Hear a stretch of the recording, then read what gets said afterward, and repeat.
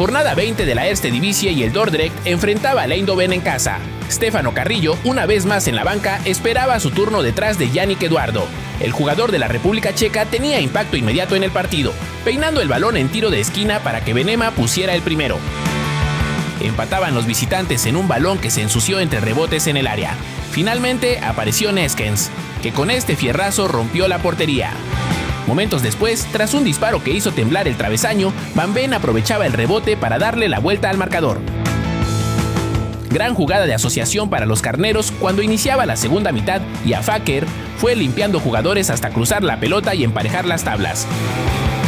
Eran los últimos 10 minutos y con urgencia de llevarse 3 puntos, el mexicano entraba como segundo punta. Pero antes de que se pudiera realizar su cambio, el Eindhoven se encontró la oportunidad de poner el tercero en la pizarra.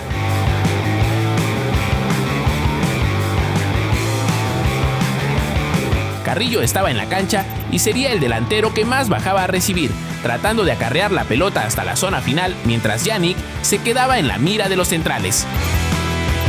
En un balón largo, este último quería bajar la pelota para Carrillo, pero no se iban a entender y perdían la posesión. Balón largo y desesperanzado al área donde aparecía Carrillo, pero llegaba primero el guardameta para colgarse de la bocha. En una carrera endiablada de Rangel Ojanga, los visitantes terminaban con el juego con 2 minutos restantes de agregado.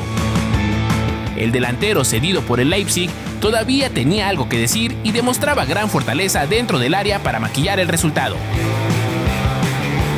No había tiempo para más y llegaba a su tercera derrota consecutiva para seguir cayendo en la tabla, ahora en la posición 13.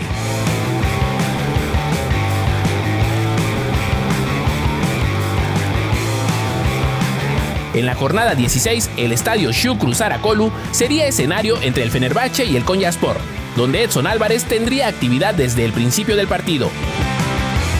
Como era de esperarse, el conjunto amarillo que fungía como local era el primero en acomodarse en la cancha. En ese aspecto, Edson Álvarez imponía su temple en el círculo del rectángulo, ayudando con el traslado y la circulación de la pelota en dicha zona. El mexicano jugaba de forma retrasada, siendo un pivote, pues cuando los atacaban solía meterse entre los defensores, y cuando salían era de los primeros en desplegarse hasta media cancha. De esta manera, Álvarez participaba para conectar a su equipo, aunque sin tener un papel protagónico en la creación de juego. Los canarios tenían el control del encuentro, o al menos eran quienes más procuraban la propuesta ofensiva. El Konyaspor también tenía sus proyecciones al frente, y aunque no eran tan frecuentes como el equipo local, movilizaban a la defensa como ocurrió al minuto 17, obligando a Edson a bajar para cubrir al delantero que llegaba solo para cerrar. Al minuto 23, John Durán trató de adelantarse cuando venía un centro por la izquierda. El defensor, que no se lo esperaba, tiró la patada, pero le terminó pegando al número 10 del Fenerbahce. Se decretaba el penal y Anderson Talisca completaba el trámite al ponerla en la parte inferior derecha de la portería. La anotación incrementaba el control de los canarios, quienes conseguían manejar el ritmo de partido a su gusto. Así, al minuto 29, una proyección que pasaba de un costado a otro llegó a los pies del mexicano, quien no hacía un buen control y se le alargaba la bola, pero el machín peleó la posesión e indirectamente habilitó a Mert Müldür. Pelota rebotaba en el defensa y así sorteó al guardameta. Con 2 goles arriba, el equipo visitante le entró la urgencia de reaccionar y por eso buscaron más la pelota, aunque el Fenerbahce no se las dejaba fácil, bloqueándolos en las distintas zonas del campo.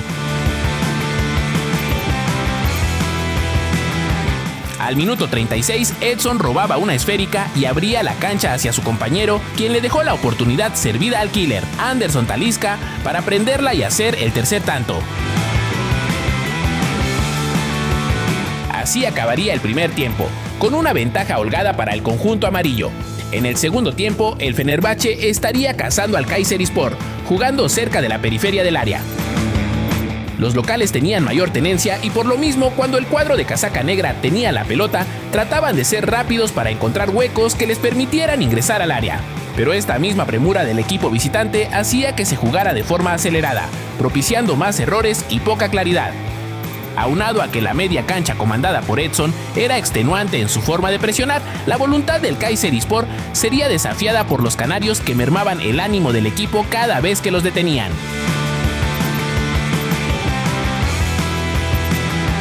Se vivían los mejores momentos del conjunto visitante, pero aún así no podían encontrar un gol que les diera un poco de esperanza. El encuentro pasaba el minuto 70 y el Fenerbahce estaba metido atrás, sin que esta situación les incomodara, pues por el contrario, tenían una ventaja abultada y parecía que aguantar era parte del plan.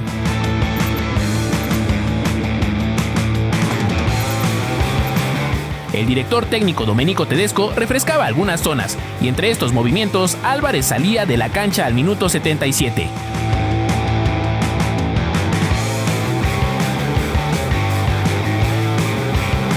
Los cambios le rendían frutos, pues al minuto 86, Marco Asensio llegaba de atrás para hacer la última estocada al equipo rival.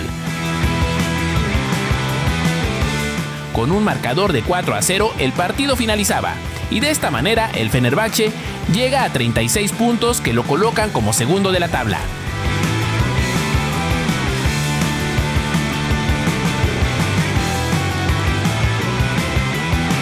El Genoa recibía una visita poderosa en la fecha 15 de la Serie A. El Internazionale Milano, peleando por la cima de la tabla, visitaba a Johan Vázquez y compañía. Emociones desde el inicio en el Luigi Ferraris. Los locales querían causar un impacto inmediato en el juego, y ambos conjuntos tuvieron una oportunidad en cada área. El mexicano se interponía para cortar una jugada en la frontal del área. Sus compañeros no consiguieron transicionar y el balón volvió a su zona, donde Johan fildeó mal. Pase largo a Lautaro Martínez, que encuentra a Jan Bisek, quien con una calidad sobresaliente trazó una curva para vencer a Nicola Leali al primer poste. El Inter era el dominador, pero el Genoa luchaba por sacarle provecho a sus posesiones, circulando hasta encontrar espacios que explotar y por lo menos mostrar signos de vida. Pero la mayor parte del tiempo la misma presión que les lanzaban en cada parte del campo los obligaba a dividir la pelota, y en ese punto todo dependía de la solvencia técnica de sus jugadores, de las conexiones que se podían formar en espacio reducido.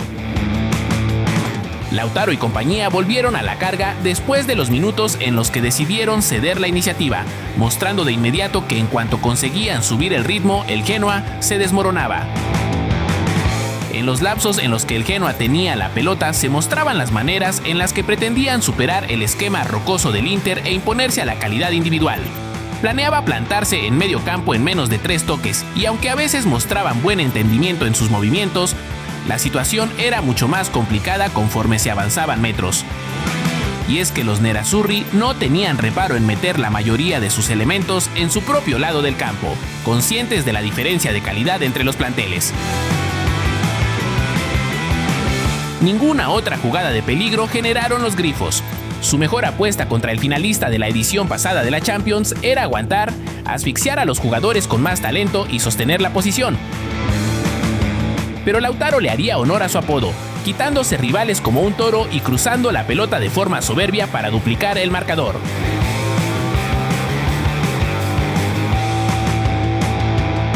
Llegaban minutos de una breve rebelión del Genoa, que quiso suplir la calidad con actitud, siendo duro en el marcaje, propiciando errores en la circulación del Inter y avanzando entre trompicones para buscar un descuento que no se veía por dónde podía llegar.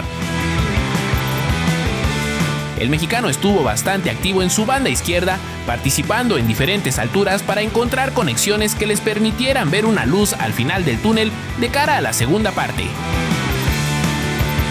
Fue una lucha férrea e intensa en la que quedaba en manifiesto la diferencia entre ambos planteles, pero que al menos mostraba la voluntad de los locales por querer morir de algo en lugar de esperar atrás su sentencia. La segunda parte no sería diferente. El Genoa quiso tener la pelota en su poder a sabiendas de que no luchar por la posesión le abría las puertas a sus rivales para hacer lo que quisieran con ellos. Es así que mantuvieron el partido en el limbo. con los mismos problemas para abrirse camino al frente, conservando el balón lo más que podían para desgastar a sus rivales, que eran agresivos con la presión y al mismo tiempo recurriendo a su oficio para recuperar la pelota, cayendo entre varios elementos sobre un mismo jugador porque no podían darse el lujo de no tener el esférico. Fue después de la hora de juego que el partido se puso mucho más complejo para el Genoa. El Inter sabía que tenía que matar el partido de una vez por todas y así lo hicieron sentir con múltiples llegadas que exigieron a la saga de manera consistente. Se salvaba el equipo de Johan y a continuación buscó equilibrar el juego una vez más, intentando la vertical con urgencia. Y así es el fútbol, que en solo 2 jugadas el Genoa encontraba aquella desconcentración que le abría el camino después de pasarla mal por tantos minutos. Vitinha se llevaba al guardameta y hacía explotar el estadio.